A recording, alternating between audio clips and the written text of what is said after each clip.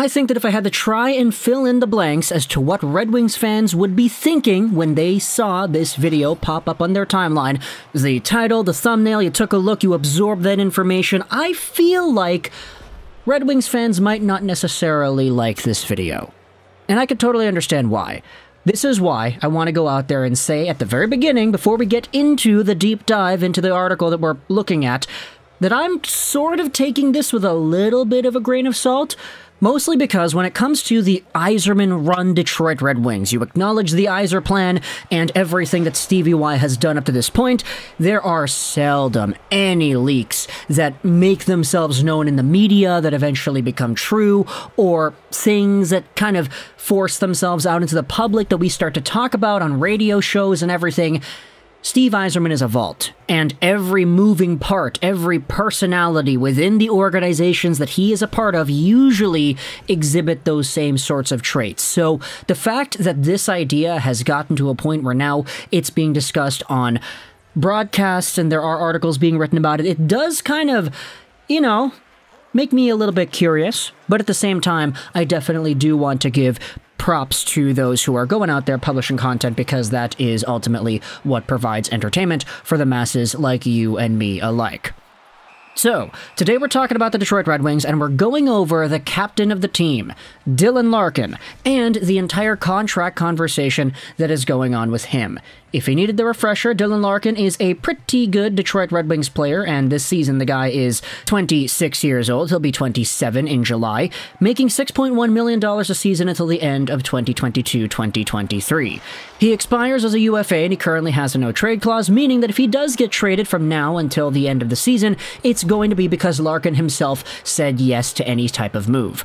Let's not talk about that, though. Let's go over the numbers right here, because Dylan Larkin right now has 41 points in 43 games played, on pace for roughly 76 points in an 80-game year. It's just under a point per game. It's pretty good. However, he did have a season last year that actually saw him put up better goal numbers and overall point totals, but he's a pretty good player, all things considered. At his best, he is a point-per-game, sub-point-per-game guy. He has done that twice. He had a 73-point season back in 2018-19, and we all kind of know that Larkin is sort of that story, you know, the guy who is the homegrown kid playing in Michigan. He's drafted out of Michigan. He makes the team in Michigan, and all of a sudden he's the captain in his mid-20s, and he's producing all these points. He's got these leadership qualities to him.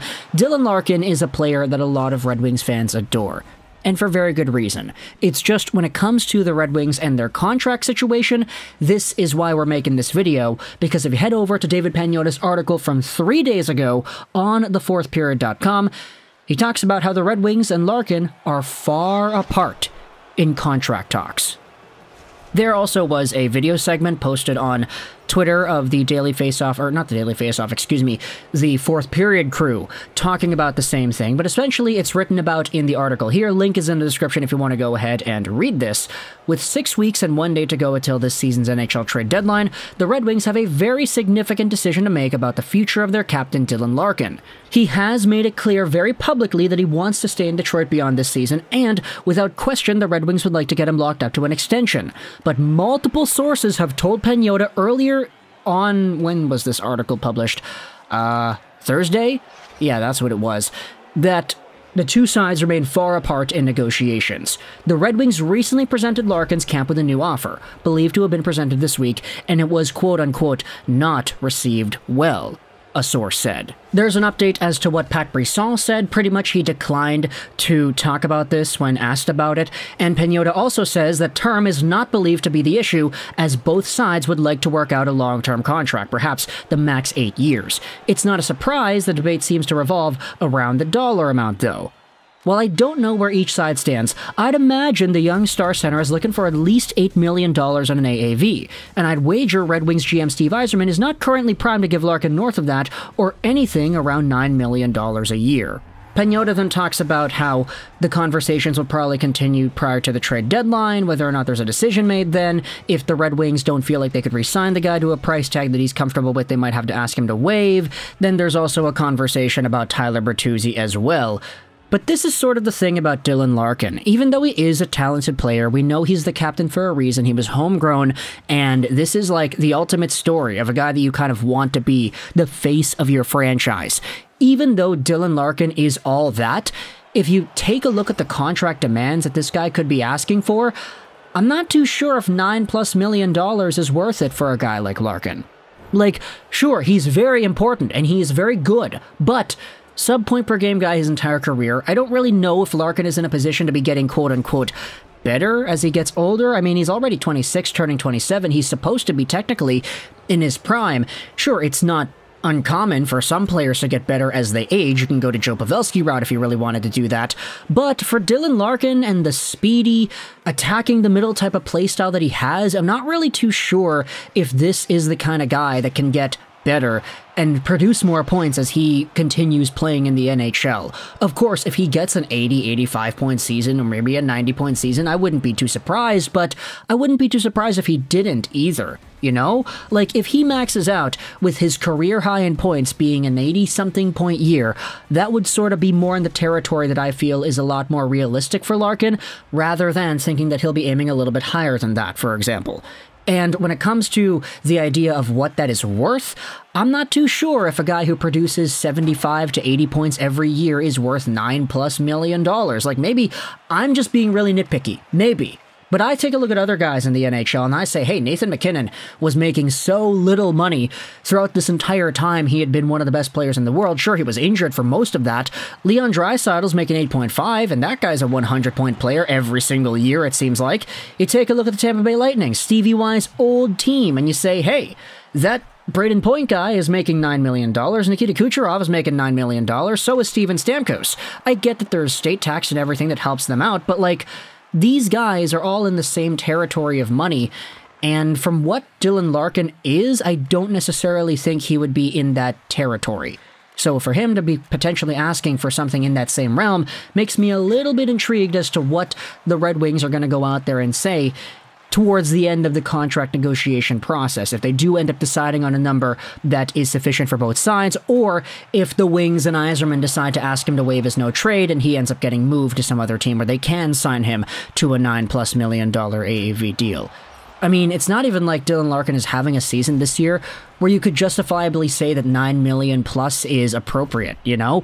Like, I'll use another example just because we're talking about him a lot here. Bo Horvat in Vancouver. This is a guy that if you would ask me before the season began what his contract extension dollar amount should be, I probably would have said like $6.7 million a year, maybe $7 million if you really wanted to push it.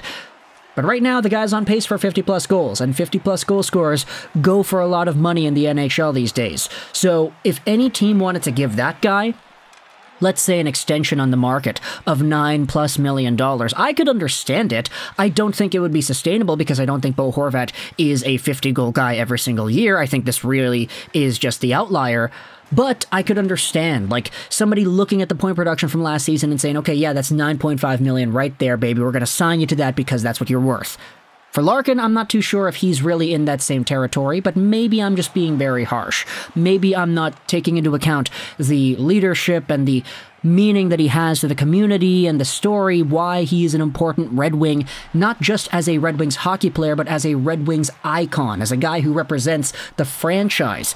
Maybe I'm not taking that into account, and my assessment is wrong here, but that's kind of why I wanted to show some doubt at the very beginning, because at the end of the day, just hearing that the Larkin camp and the Red Wings camp might not be on the same page, they're sort of differing a little bit, that is really intriguing to me, because we haven't really had too many other leaks from anybody in the Red Wings organization talking about who their targets are and what exactly it is they're trying to do, you know, the plans of everything. Like, Steve Yzerman is a vault, and so I'm taking it with a little grain of salt, hearing the idea that they're far apart on contract talks and how it wasn't received well, apparently, the latest offer the Wings had to Larkin in his camp. But you can let me know your thoughts in the comment section below. What are your opinions on Larkin and the way that he has played so far? Do you think he should be worth something in the $9+ million range if he's asking for that and he's unwavering? Do you want to go out there and force your hand in a trade? What do you think you could get in return for Larkin if that is the case? Thoughts in the comment section below. I hope you enjoyed this video. By the way, the article will be linked in the description as well if you want to go ahead and read that. There's some other stuff that we did not talk about in this video that's in there.